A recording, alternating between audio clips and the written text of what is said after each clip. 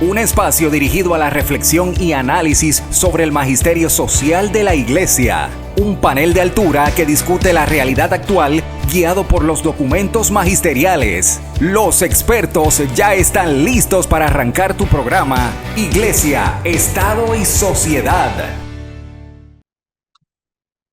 Saludos, bienvenidos a otra edición más de este programa Iglesia, Estado y Sociedad, el espacio del Instituto de Doctrina Social de la Iglesia, desde el cual semana tras semana llevamos información relevante para nuestra vida como pueblo, para nuestra vida como iglesia y como ciudadanos.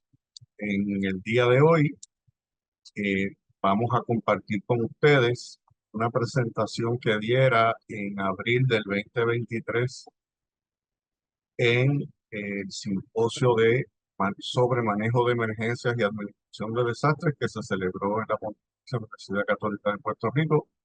El recientemente fallecido padre Jorge Ferrer, en paz descanse, y que trata precisamente sobre la ética en el manejo de emergencias y de desastres. Un tema que es muy relevante en estos días en los cuales hemos estado viendo cómo en 2 semanas Estados Unidos ha sido azotado por dos huracanes mayores, esencialmente en lugares. Salta a la vista la necesidad, ¿verdad? No solamente estar preparados para el manejo de desastres, sino también de hacerlo de una forma ética. Y veremos las recomendaciones que el fallecido padre Jorge Ferrer nos hacía en aquel entonces. Así que sin más los dejo con la ponencia de padre Jorge Ferrer. En el penúltimo párrafo de la filosofía del derecho de Hegel hay una frase que es famosa y que toda la gente que no ha leído la filosofía del derecho la cita, que es que Hegel compara la filosofía con la lechuza de Minerva. Minerva es la diosa romana de la sabiduría, la Atenea griega, y la lechuza, el búho de Minerva, que es símbolo de la sabiduría, emprende siempre su vuelo al atardecer. Y dice Hegel que la filosofía es así. Es el famoso dicho en latín, primum vivere de inde philosophari, ¿no? Primero hay que vivir, primero están los hechos y después los hechos se valoran.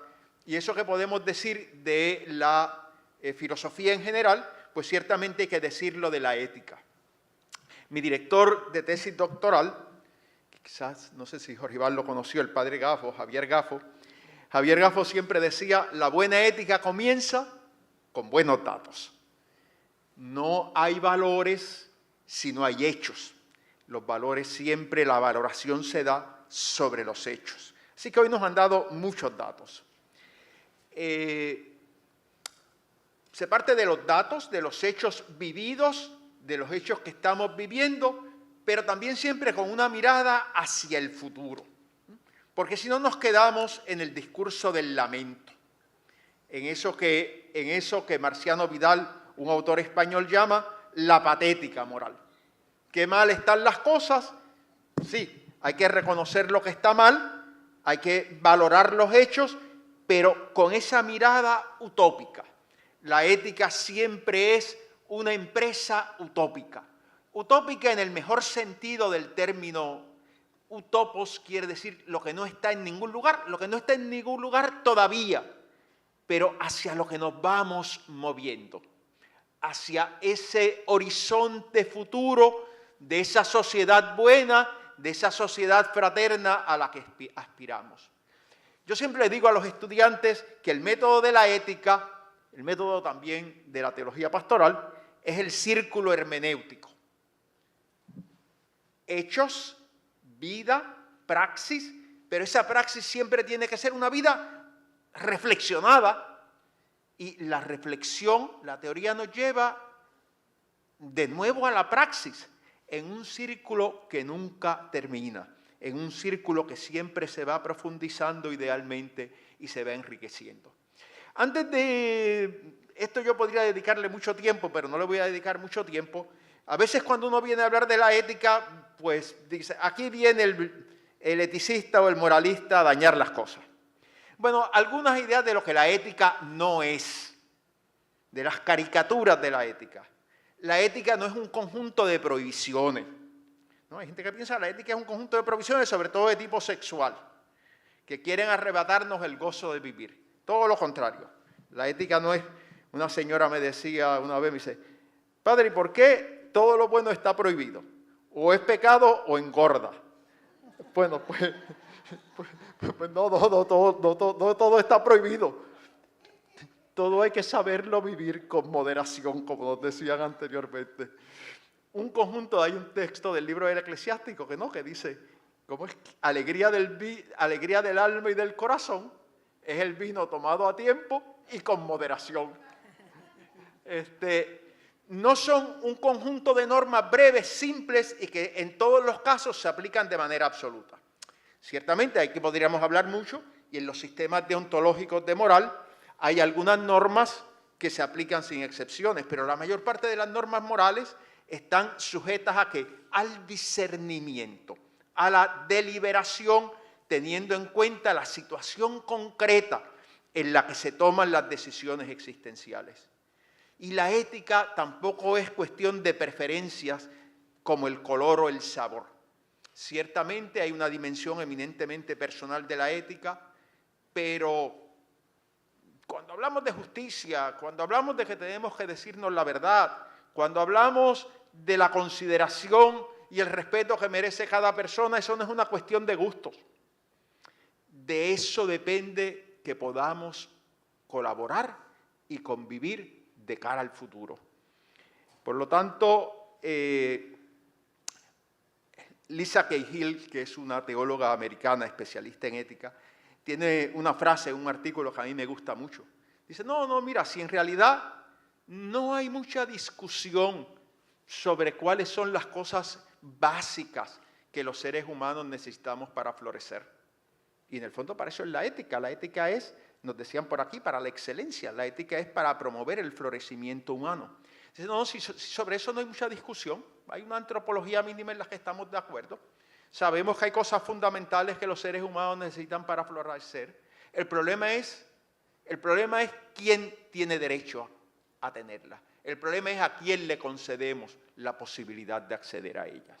Por lo tanto, la ética, hay elementos éticos que son eminentemente personales, pero si caemos en el subjetivismo de que cada uno decide lo que es bueno o lo que es malo por sí mismo, vamos a poder convivir.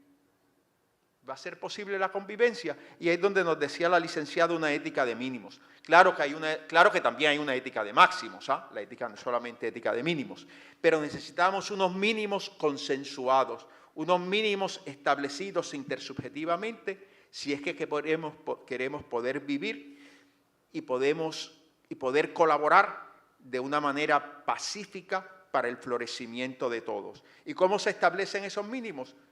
Por la argumentación razonable. Entonces, ¿qué es la ética? La ética tiene que ver con el bien de las personas. La ética tiene que ver con la plenitud de las personas realizada en la comunidad de personas y en la comunidad de los vivientes. La ética siempre es una actividad, como les decía, utópica, intersubjetiva, requiere el diálogo y la deliberación y la argumentación, y es una actividad eminentemente prosocial. Por lo tanto, ¿cuál es el objeto que se estudia? ¿Cuál es el objeto de valoración en ética? El objeto de estudio en ética siempre son aquellas acciones que son atribuibles a la responsabilidad humana. Aquello que no es atribuible a la responsabilidad humana no es objeto de estudio de la ética. Y ahí vamos ya enseguida a volver al tema de los desastres y de la responsabilidad humana en esos fenómenos o en esos procesos, como nos decía Marla, que llamamos desastres. Aquí yo podría entrar un poquito en qué es la autonomía, qué son los actos humanos, como se han definido en la tradición, eso que esta mañana ya en la primera conferencia nos hablaban mi tocayo, ¿no? Del libre albedrío. El libre albedrío es limitado Ciertamente nuestra libertad es limitada, pero hay un resquicio que es suficiente para que podamos hablar de ética, para que podamos hablar de responsabilidad moral, para que podamos hablar de responsabilidad y corresponsabilidad por el futuro. Sobre eso, si ustedes quieren, evidentemente es un tema sobre el que podríamos decir muchísimo, muchísimo más. Otro error que a veces hay cuando hablamos de moral o de ética es pensar que tiene que ver solamente con conductas privadas, con conductas interpersonales. Hoy yo no me voy a fijar tanto en la microética, me voy a fijar en la macroética. La microética es la que se refiere, por ejemplo, en la bioética. Yo he dedicado muchos años de mi vida a trabajar en bioética, el consentimiento informado, la relación médico-paciente, o nosotros en la academia, el plagio, pero los problemas éticos hay siempre que verlos en un contexto estructural. Los seres humanos somos animales sociales y por eso la microética no nos podemos quedar en la microética. Siempre es importante movernos al plano de la macroética, el contexto social estructural, que hoy día no es solamente político, sino también global, esa dimensión estructural de los problemas, y eso es lo que estamos mirando hoy, si ustedes se fijan, es lo que hemos estado mirando a lo largo del día, esa macroética, esa dimensión estructural de esos fenómenos, de esos procesos que nosotros llamamos desastres. Y voy a hablar también desde la tradición del pensamiento social cristiano. No se asusten porque esto no implica ni un abordaje fideísta ni un abordaje fundamentalista. La concepción en la tradición del pensamiento social cristiano siempre es razón iluminada por la fe y fe, convicciones evangélicas profundizadas, iluminadas, cuestionadas con la ayuda de la razón. Así que no voy a usar argumentos de autoridad, voy a tratar de razonar con ustedes y de dialogar desde un punto y tratando de establecer, sí, voy a hacer alusión a valores que son importantes de la tradición del pensamiento social cristiano, pero articulándolos de una manera razonable, de tal manera que podamos dialogar sobre ellos, aunque no compartamos las convicciones teológicas que le dan mayor profundidad. Bien, tradicionalmente se ha dicho que los desastres pueden ser causados por acciones humanas o por eventos naturales, pero a lo largo de todo el día de hoy, ¿qué nos han estado diciendo? Que en realidad el fenómeno que llamamos desastre no es un fenómeno estrictamente natural, ¿verdad que no? Si fuese un fenómeno estrictamente natural, yo no tendría nada que decir. ¿Por qué? Porque si es un fenómeno estrictamente natural, ¿qué tiene la ética que decir? Nada. Absolutamente nada. Por lo tanto, si fuesen fenómenos, yo siempre que hablo sobre esto, invito a una moratoria del término desastres naturales. Porque realmente es un término engañoso, es un término que nos absuelve de nuestra responsabilidad. El desastre como hecho humano está relacionado, lo hemos oído hoy hasta la saciedad, con la vulnerabilidad social de las personas y de las comunidades.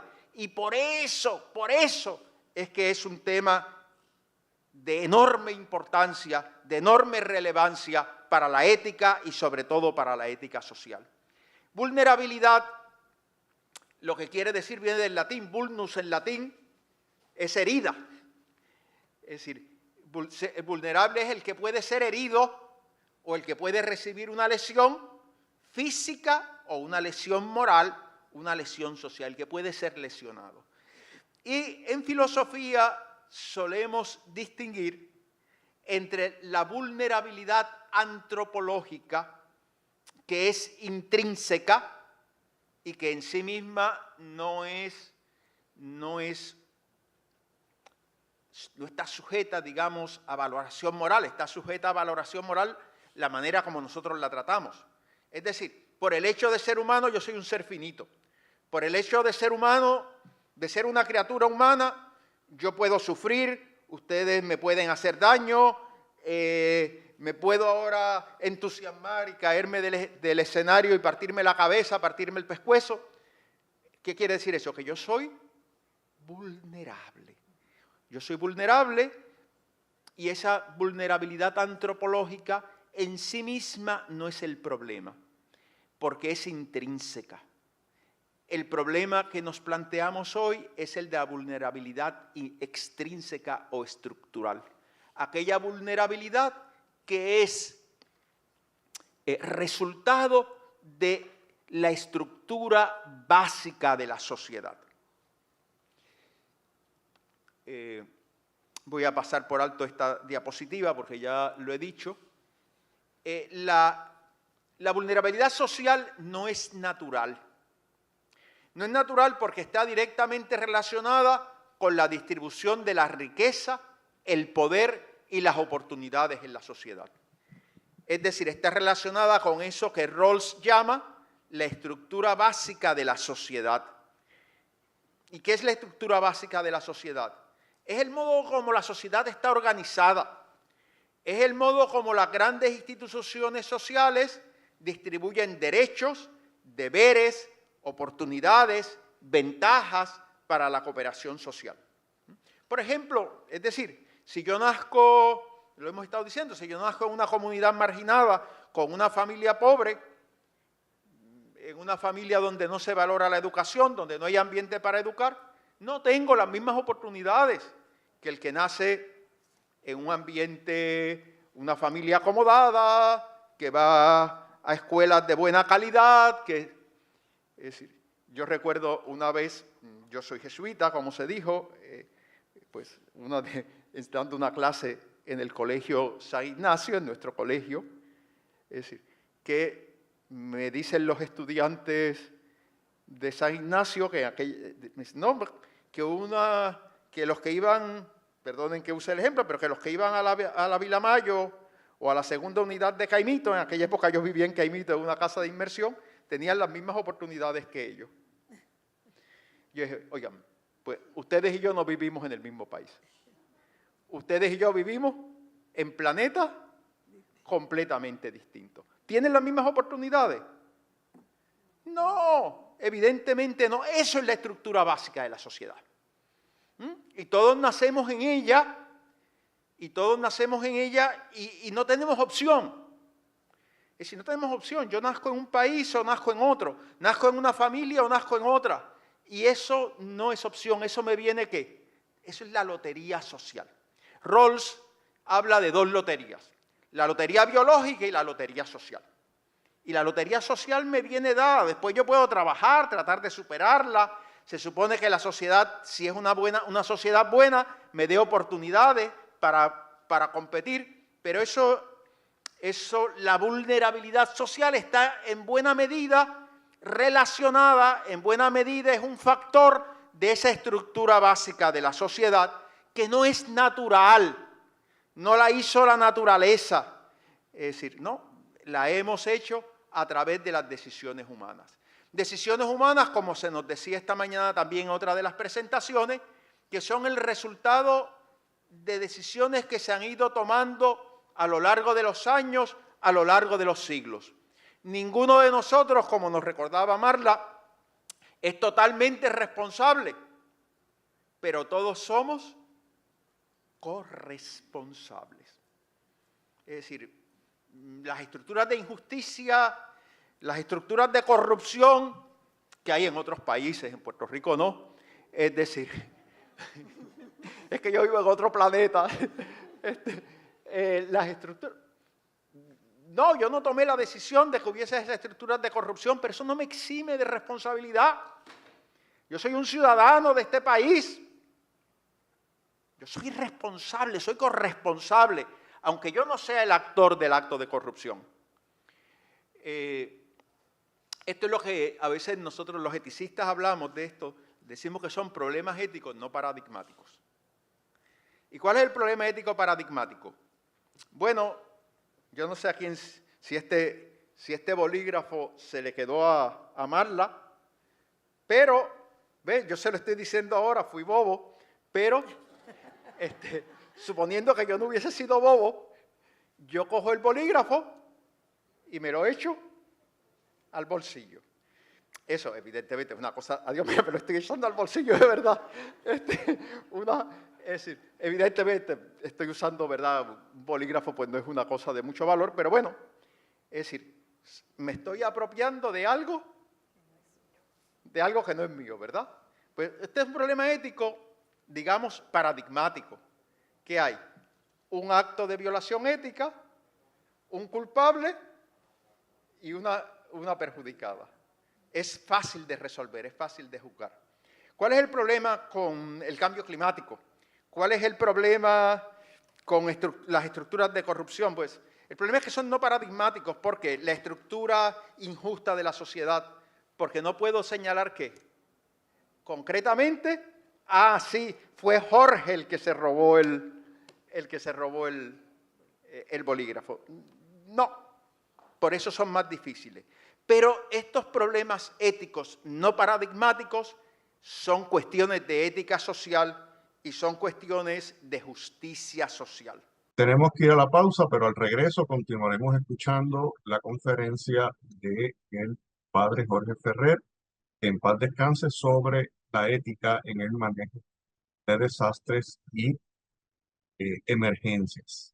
Así que no se retiren, que en breve regresamos a Iglesia, Estado y Sociedad. Iglesia, Estado y Sociedad. Bienvenidos a este segundo segmento del programa Iglesia, Estado y Sociedad. En el día de hoy estamos escuchando la ponencia que diera el fenecido padre Jorge Ferrer en el simposio sobre manejo de emergencias y administración de desastres que se celebró en la Pontificia Universidad Católica de Puerto Rico en abril del año 2023. Así que sin más los dejamos con la continuación de su ponencia. Una sociedad justa es aquella que garantiza a todos sus miembros oportunidades equitativas para desarrollar sus capacidades básicas y llevar una vida conforme a la dignidad humana. Y por lo tanto, y esto se ha hablado aquí hoy, protege y promueve efectivamente los derechos humanos fundamentales, por lo menos, no voy a entrar en los derechos verdes de tercera generación, por lo menos los de primera y segunda generación. Y yo ahí tengo una teoría que la he desarrollado en algún artículo sobre mi teoría de la túnica inconsútil entre los derechos de primera y segunda generación. Si alguien tiene curiosidad, después puedo apuntar sobre el tema, pero no quiero que me manden a callar, que ya mismo me van a mandar a callar. El concepto de justicia, yo he oído mucho hoy acceso a la justicia. Ojo, ojo, ojo. La justicia no es equivalente al derecho. Se supone que el derecho existe al servicio de la justicia, pero no son equivalentes. Es decir, la justicia es un principio ético, ¿no? El concepto de justicia es un concepto análogo. Tradicionalmente, en ética, en la tradición occidental, hemos hablado de las distintas especies de la justicia, las distintas clases de justicia. Justicia conmutativa, justicia legal, justicia distributiva, y hay una especie de la justicia que se ha cultivado mucho a partir del siglo XIX, que es lo que llamamos la justicia social, ¿no? Todas las distintas especies de la justicia tienen en común que siempre buscan darle a las personas, a la sociedad, a las personas, a las comunidades, aquello que les es debido, aquellos que les corresponden. Cuando yo le doy a usted algo en justicia, yo no le estoy haciendo un favor. Ahí, obviamente, la ética no es solamente de la justicia, hay una ética de la beneficencia, hay una ética de la generosidad, pero cuando yo le doy a usted algo o cuando yo reclamo algo en justicia, usted no me está haciendo un favor. Si me lo debe en justicia, me está dando algo que a mí me pertenece, que a mí me corresponde. Y me puede corresponder por muchos factores. Puede ser por un contrato, puede ser por un regalo, puede ser porque pertenezco a una comunidad determinada. Pero cuando hablamos de justicia social en su sentido más fundamental, se trata de cosas que le corresponden a las personas por el mero hecho de ser personas. cosas que les son debidas en razón de su humanidad. No en razón del pasaporte, no en razón de la raza, no en razón de los ingresos o de las cuentas de banco, no en razón de los títulos académicos, no en razón de sus creencias del partido, si es azul o rojo, yo no sé qué de otro color, no de sus creencias religiosas o ausencia de ellas, le corresponde por ser persona. Y por eso es que está en relación con el concepto de derechos humanos fundamentales de primera y segunda generación. Esta es una cita, perdonen aquí, pues aquí ha habido tanto Spanglish a lo largo del día que hasta yo que soy un purista de la lengua, pues me siento con el derecho a poner una cita en inglés, pero esto es un libro de texto de teología moral social y a mí me gusta como él dice, mira, un orden social justo es el que asegura que todas las personas tengan una oportunidad equitativa para vivir una vida decente, conforme a la dignidad humana, libre de cargas o privaciones desproporcionadas.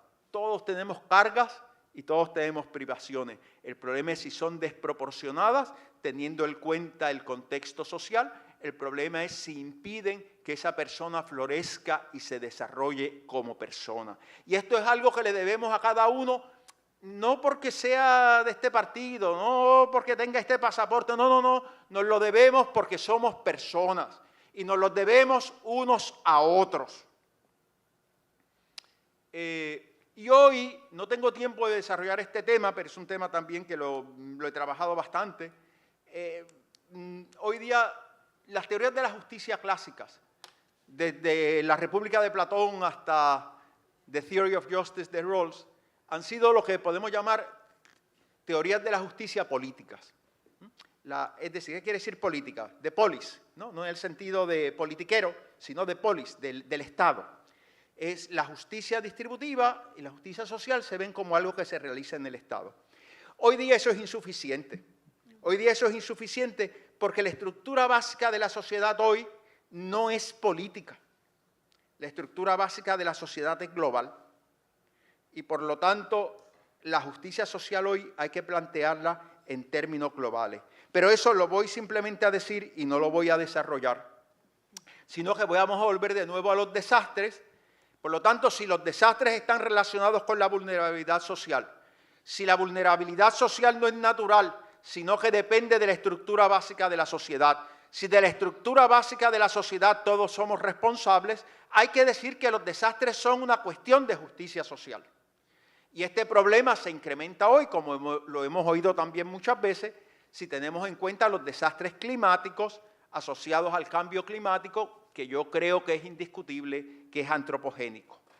Y sabemos que siempre estos cambios, estos desastres climáticos, climatológicos, los que menos se han beneficiado de la contaminación son los que terminan pagando las consecuencias más graves. Eso, lamentablemente, desafortunadamente, en el mundo injusto en el que vivimos, es así. Y todos tenemos la responsabilidad de que deje de ser así. A mí, una de las cosas que me frustra más y me da más tristeza casi de echarme a llorar, es cuando hablamos de estas cosas con los estudiantes y me dicen, profesor, pero es que el mundo es así, no va a cambiar. Bueno, es decir, cuando alguien joven me dice eso, ve acá que yo soy un viejito y te diga eso, pues está bien, aquí nos ha hablado tanto de las limitaciones de los adultos mayores, pues tú eres un adulto mayor, pero puedes tener esa limitación, pero oye, que un joven me diga eso. Entonces yo lo que trato es de demostrarles que a lo largo de la historia ha habido cambios. Ha habido cambios porque ha habido gente que se ha atrevido a soñar. Ha habido cambios porque ha habido profetas morales, porque ha habido personas que se han comprometido con la utopía de que un mundo distinto es posible. Un mundo distinto es posible, sí, señores. No caigamos en el conformismo moral, que es una de las peores enfermedades que puede aquejar a una sociedad. Así que los deberes éticos ante la vulnerabilidad social se radicalizan. Yo les dije que iba también a hacer referencia a la tradición cristiana. Estos deberes éticos ante la vulnerabilidad social se radicalizan para los que nos aproximamos a los temas de inequidad y marginación desde la tradición cristiana y desde el pensamiento social católico. El Papa Francisco ha dicho muchas veces que el otro descartado, y los invito a leer Laudato Si y a leer Fratelli Tutti, las dos encíclicas sociales de Francisco, que el otro descartado, ustedes saben que el tema del descarte es un tema importante para él, es un hermano o hermana que es sacramento para el creyente y hermano de Cristo. El amor fraterno, yo siempre tengo cierta cautela para hablar de amor y de caridad, porque a veces pensamos que la caridad es simplemente beneficencia o dar lo que nos sobra. Y en primer lugar, nunca hay que dar por caridad lo que se debe por justicia. Lo que se debe por justicia va primero. La caridad va más allá de la justicia.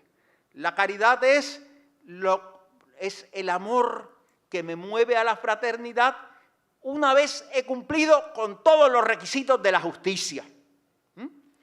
Por lo tanto, la caridad fraterna, la fraternidad, presupone la justicia, me compromete con ella y me compromete a ir más allá de la justicia. Esto es de Fratelli Tutti. Hay un reconocimiento básico, esencial, para caminar hacia la amistad social y la fraternidad universal. Percibir cuánto vale un ser humano, cuánto vale una persona siempre y en cualquier circunstancia. Si cada uno vale tanto, hay que decir con claridad y firmeza que el solo hecho de haber nacido en un lugar con menores recursos o menor desarrollo o de haber nacido mujer, habría que añadir, no justifica que algunas personas vivan con menor dignidad, con menos derechos, sin acceso a las oportunidades básicas para florecer. Nadie, esto también es de Fratelli Tutti, nadie puede quedar excluido, no importa dónde o cuándo, hemos hablado mucho también de la marginación por edad, haya nacido o su sexo. Todos somos iguales en nuestra dignidad humana. Mientras haya una sola persona descartada, no hay fraternidad. Mientras haya una sola persona descartada, una sola persona que sufre discriminación por su vulnerabilidad social, no hemos alcanzado la fraternidad, no hemos alcanzado una sociedad justa. Los desastres y el incremento de los desastres climatológicos ponen de manifiesto los problemas de inequidad y exclusión que imperan en nuestro país, nos lo han dicho también varias veces, pero no solo en nuestro país, porque Puerto Rico no podemos entenderlo solo, ¿verdad? Nosotros como somos islas a veces tenemos esta especie de complejo de creernos que somos planeta. No, las cuestiones de injusticia en Puerto Rico hay que entenderlas dentro de una estructura social global de injusticia. Es decir, y de años de colonialismo, es decir, que dejan una herencia. Por lo tanto, el remedio de los desastres requiere una conversión a la justicia, que implican una conversión ecológica, y yo propongo la adopción del principio fraternidad como principio rector para la renovación del orden social, nacional y global. Y con esto ya los dejo descansar.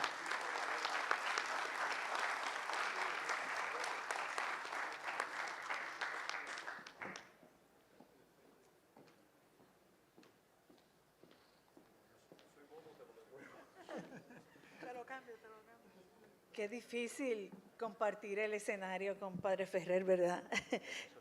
Claro. Qué extraordinario. Wow. Una clase intensa, profunda, sabrosa, gustosa, como a mí me gusta decir. Abrimos los micrófonos para comentarios y preguntas a los ponentes. Adelante. Sí, buenas tardes. Reverendo, tremenda exposición, y la doctora también. Yo no sé si es que yo tengo una pregunta o hemos estado hablando de desastres, de ética, de manejo de todas esas cosas de vulnerabilidad, de ética, y todo el día, ¿verdad? Hemos estado hablando de eso. Pero yo pregunto, ¿las comunidades pueden trabajar juntas? Porque es una sociedad justa, ¿verdad? Aquí yo me imagino que hay mucho, ¿cómo decir? Los que trabajan en las comunidades, ¿cómo se llama? Líderes comunitarios. Líderes comunitarios, como ella que es consejera, así. Entonces yo le pregunto, pero una conversación de ética, es bueno considerar cómo la promovemos, cómo promovemos la equidad y una recuperación justa a lo largo de todo el proceso. Eso quiere decir que debemos tener una presentación variada, participando y generando conocimiento, no solamente al principio, cuando estudiamos la necesidad, o luego cuando diseñamos programas, como ahorita, que habían 12 programas que habían diseñado, ¿verdad?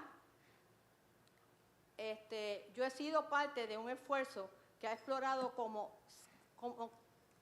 se puede agilizar el proceso de aprendizaje de los programas, realizando una evaluación participativa e inclusiva, para reconocer lo que funciona o lo que no, y conocer desde el punto de vista de las comunidades que se quieren impactar, cuál ha sido el impacto de los programas.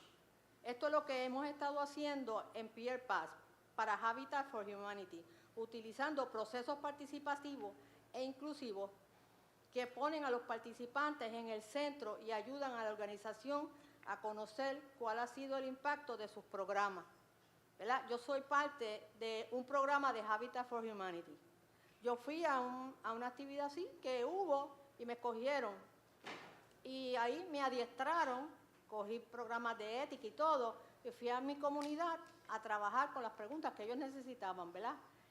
Hacer el trabajo que debemos de hacer. No como la doctora dijo, que a veces que si uno va a lo último, ya no somos... Si vamos a lo último del desastre, si vamos a lo último, ya no somos desastres.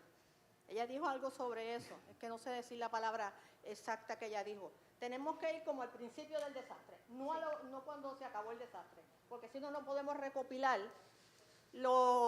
como cuando uno se muere. Tú no puedes llegar a lo último a recoger los casquillos de bala porque allá se perdió la escena. Tenemos que ir al principio para recoger lo que hay, ¿verdad? Para mí todo esa no es una pregunta, sino lo que yo estoy haciendo, lo que yo hago. Y otra cosa, y una, no sé, como todos han dado de eso, yo quisiera que si cuando hicieran otra actividad como esta, trajeran a psicólogos, no que estuvieran en la parte exponiendo, sino psicólogos que estuvieran en la parte de aquí de nosotros. ¿Por qué? Porque cuando se habla de María, todavía la gente está sensible a María. Cuando se habla de desastre, todavía estamos sensibles. Y realmente nos podemos parar aquí a preguntar o a decir cualquier cosa, y realmente a veces lo que queremos es llorar y no hablar de María, o de los terremotos, o porque me tuve que dejar el trabajo, o por qué cosa. Porque todavía hay gente mayor, porque ya yo sé que ya yo soy una mayor adulta, pues entonces necesitamos psicólogos o consejeros que nos ayuden a cómo sobrepasar esa situación. Creo que es una gran recomendación que no solo haya ponentes, argumentación en el escenario, sino que dentro del público, de los participantes, tengan la oportunidad de consultar especialistas en el área de la salud mental. Me parece que la vamos a anotar porque es interesante. Creo que la dama ha traído un elemento también de la voluntariedad, ¿no? De cómo hacernos voluntarios, no quedarnos atrás, sino desde un principio dar un paso al frente. Y como dijo la doctora, no mirar esto como un elemento, un issue político, porque después de todas formas, como usted muy bien dijo, los políticos se meten en nuestra vida. Así que nosotros debemos dar un paso al frente también. Bueno, pues veo que ¿alguna otra pregunta, algún otro comentario? ¿Caballero? Sí, tengo un comentario. Sí. Nada, como líder comunitario, ¿verdad? Que dirijo de la comunidad en la Junta, ya presentaron una cita, pero se me ocurrió, pero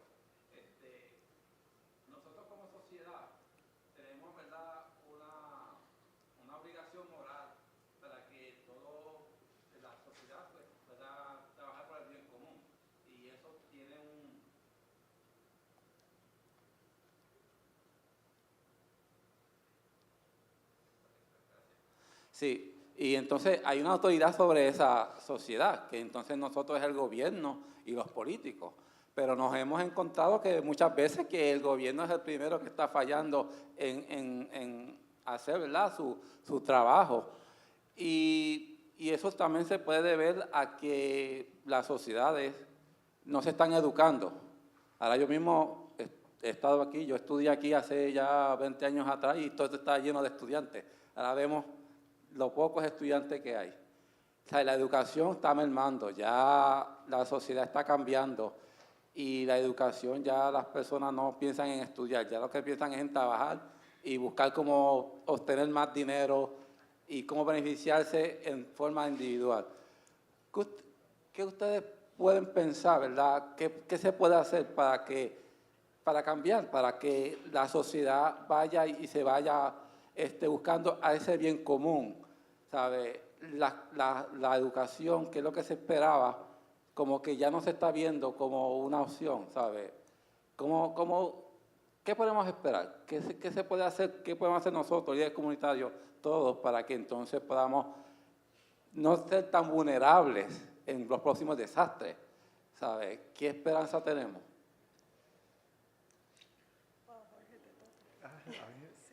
¿A mí? Bueno,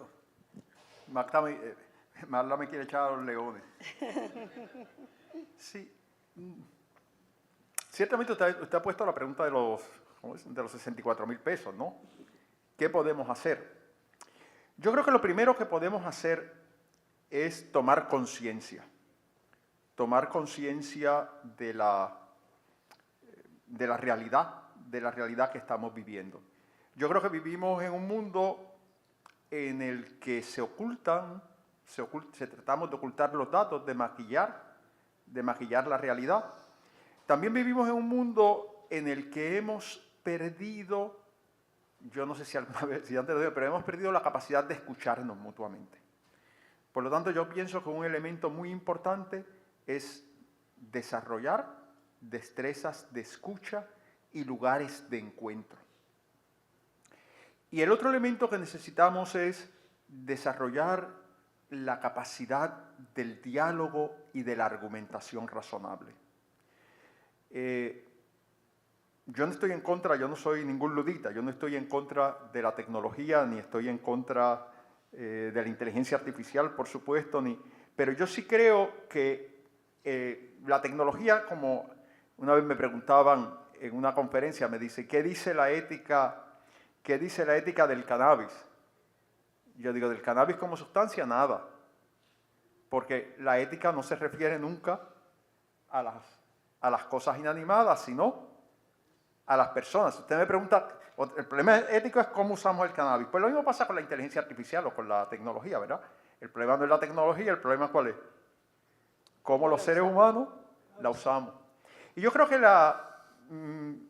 los medios de comunicación moderna que podrían y que pueden ser una gran riqueza, también pueden ser una enorme limitación.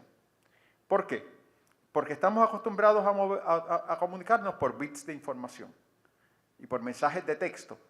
Pero ¿qué pasa? Que es un tipo de comunicación que no da el espacio para la argumentación, para desarrollar el argumento, para desarrollar nuestro modo de pensar. Yo encuentro con los estudiantes, no sé si aquí los colegas profesores les pasa lo mismo, que tienen buenas preguntas. Tienen buenas preguntas. El problema no son las preguntas.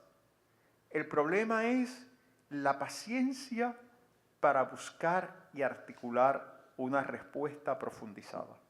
Es decir, incluso a veces uno comienza a tratar de dar una respuesta y de involucrarlos y ve que pierden interés. Entonces yo creo que hemos perdido capacidad de escucha, capacidad de análisis y de profundización y destrezas de argumentación, de tal manera que podamos hacer argumentos razonables. Evidentemente, cuando estamos hablando de cuestiones valorativas, de cuestiones axiológicas, de cuestiones sociales, los argumentos ordinariamente no son argumentos, digamos, tumbativos, no son argumentos que puedan convencer persuadir de una vez y para siempre a todas las personas, pero podemos ir haciendo argumentos razonables que nos permitan avanzar en la mutua comprensión y en la búsqueda de soluciones comunes. Para Semana Santa me hizo una entrevista El Nuevo Día, Ileana Delgado, a mí y a varias personas, y obviamente salió en el magazine del Nuevo Día y nadie lo leyó, pero me hacía una pregunta parecida a la suya, ¿no? Es decir, y les mira, yo creo que lo primero que tenemos que hacer es aprender a escucharnos y a confiar a que el otro es una persona igual que yo, que el otro es un interlocutor válido. Y yo tengo que hacer el esfuerzo de entender, de procurar entender su punto de vista. Y evidentemente, es decir, esperamos que el otro tenga la misma buena voluntad para escuchar mi punto de vista. Y al final de la discusión puede ser que no hayamos modificado nuestra posición inicial, pero si nos entendemos mejor y si entendemos la buena fe del otro y si entendemos de dónde el otro viene y hemos aprendido a conocernos y tenemos la disposición de caminar juntos y de colaborar juntos, yo creo que hemos avanzado muchísimo. Un problema que tenemos hoy es la intolerancia. Y somos incapaces de reconocer quizás la buena voluntad o de caminar con el que piensa y tiene un punto de vista radicalmente distinto del mío. Yo creo que tenemos una nueva intolerancia y un nuevo absolutismo. Eso, acompañado de la incapacidad de la argumentación racional, hace inviable la democracia. Yo creo que tenemos una grave crisis democrática, no solamente en Puerto Rico, sino a nivel mundial. Es decir, y toda la cuestión de la posverdad y de los datos alternativos, los hechos alternativos. Es decir, cuando yo allá en el año Cataplum era joven, a mí me decían que yo podía tener mis opiniones, aunque las opiniones no son arbitrarias. En buena ética la opinión no es arbitraria. La opinión tiene que ser razonable. Lo que significa la opinión es que hay cuestiones, hay materias donde mi posición tiene razones, pero no agota la racionalidad del asunto y por lo tanto puede haber otra posición razonable que es distinta de la mía, ¿no? Pero decían, pero los hechos, bueno, no, tú puedes tener tus opiniones, pero no puedes tener tus propios hechos. ¿Cuál es el problema hoy? Que pretendemos tener nuestros propios hechos y si no me gustan, pues tengo un avatar y manipulo. Así que yo no sé si le contesté, pero por ahí sería, por lo tanto yo creo que es una actitud nueva y que no puede ser solamente la educación formal que se da en la universidad, sino que tiene que haber esa educación informal que se dé también en las comunidades y que todos necesitamos educarnos y ser educadores. Bueno, yo creo que ya he hablado demasiado y por aquí el tocayo tiene algo seguramente mucho más sensato que decir. No, al contrario, me voy un poco triste después de oírlo hablar, porque nunca tuve la oportunidad de ser un profesor como usted. Gracias.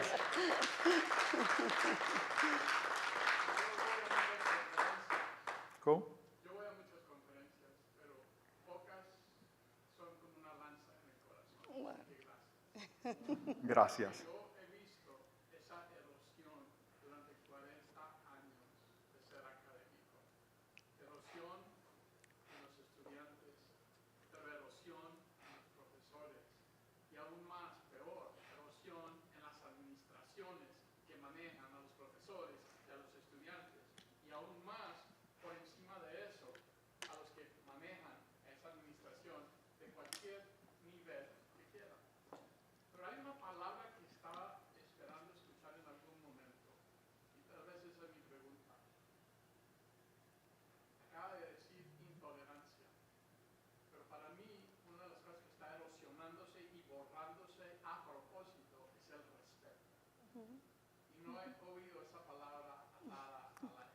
Sí, yo la dije. Sí, la dije. Porque para mí el respeto comienza por respeto por uno mismo dentro de la formación del mundo en que llegamos. Pero ese respeto por todos. Y para mí yo puedo tener todas las opiniones razonables o no razonables, pero hay una línea que me recuerda que no tengo por qué imponérselas a usted o ellos o cualquier otro. Entonces, siguiendo la tónica de la pregunta anterior, ¿qué puede hacer uno para confrontar a los que tienen el poder de callarlo a uno, el poder de hacerlo a un lado y de seguir con esa falta de ética que usted expuso de una manera preciosa? ¿Cómo podemos en verdad enfrentarse a ese nivel de falta de ética total? Sí. Bueno, ese es el gran riesgo, ¿no? Es decir, no hay que buscar el martirio, pero la palabra mártir es una palabra muy bonita, ¿eh? Nosotros la hemos, hombre, y en parte por la tradición cristiana que ha asociado el martirio con la sangre, pero mártir lo que quiere decir es testigo, en griego. Por lo tanto, es lo que significa la palabra griega mártir. Lo que pasa era que después los cristianos, bueno, el supremo testimonio de la fe era el derramamiento de sangre y por eso la palabra mártir poco a poco se ha ido identificando con el sufrimiento y con la sangre, ¿no? Yo creo que lo que usted decía es verdad, o sea, nos enfrentamos a estructuras de poder que nos pueden marginar y yo creo que aquí lo importante es perseverar, es decir, y hay que tomar riesgos quizás razonables, pero hay que tomar riesgos, ¿no? Es decir, yo no puedo protegerme tanto que termine perdiéndome a mí mismo. Y yo creo que eso es lo que nos pasa a veces, ¿no? Es decir, nos cansamos y terminamos haciendo el juego y traicionándonos a nosotros mismos. Así que yo creo que hay que estar dispuesto a pagar el precio de decir la verdad. En estos días murió en Francia Jacques Gaillot. Y Jacques Gaillot quizás ustedes no lo conocen, pero era un obispo francés que fuera el obispo de los marginados, de los pobres, trabajaba con los homosexuales y le costó, o sea, lo marginaron totalmente también en la iglesia, ¿no? Y él siguió, él hizo su diócesis virtual y gente de todas las all walks of life, gente de todas las se identificaban porque se sentían acogidos. Bueno, yo creo que y no estaba matando a nadie, estaba acogiendo y escuchando y continuando lo que él creía, lo que él estaba convencido que era la verdad. Yo creo que necesitamos mucha gente como Jacques Gaillot y que estemos dispuestos a eso. Ahora, evidentemente eso quiere decir pues que a lo mejor no me va a dar el ascenso, que a lo mejor no voy a llegar a catedrático, que a lo mejor no me van a dar el grant. Sí, es decir, sí, ese es el precio que quizás hay que pagar. Y yo creo que aquí es muy importante por eso la comunidad. Un gran problema en nuestra sociedad es el individualismo, ¿no? Y entonces cada uno pues tiene que valerse por sí mismo, rascarse con sus propias uñas. Y entonces no hay ámbitos comunitarios en los que nos podamos sentir apoyados cuando tenemos que decir lo que entendemos que es la verdad, aunque nos cueste. Así que quizás, no sé si lo dejo con más tristeza o con más, pero yo creo que hay que estar dispuesto al martirio en ese sentido etimológico, a dar el testimonio, y cuando se da el testimonio, bueno, pues sí, Jesús de Nazaret se atrevió y lo crucificaron, y ha habido muchos así a lo largo de la historia. Esperamos que le hayan dado la conferencia que le compartimos, los planteamientos que nos hace el padre Jorge Ferrer son la mar de interesantes y la mar de importantes para que se tomen en consideración por todos nosotros como ciudadanos y que reclamemos a nuestros administradores públicos que también tengan los mismos principios éticos que nos ha planteado el padre Jorge Ferrer al momento de administrar una emergencia o de atender un desastre. Sin más, tengo que despedir el programa. Nos esperamos la próxima semana en otra edición más de Iglesia, Estado y Sociedad. Que tengan un hermoso Iglesia, Estado y Sociedad es una producción del Instituto de Doctrina Social de la Iglesia de la Pontificia Universidad Católica de Puerto Rico. Tienes una cita la próxima semana a esta misma hora, porque el análisis y la reflexión continúan. Iglesia, Estado y Sociedad, una producción de la Pontificia Universidad Católica de Puerto Rico.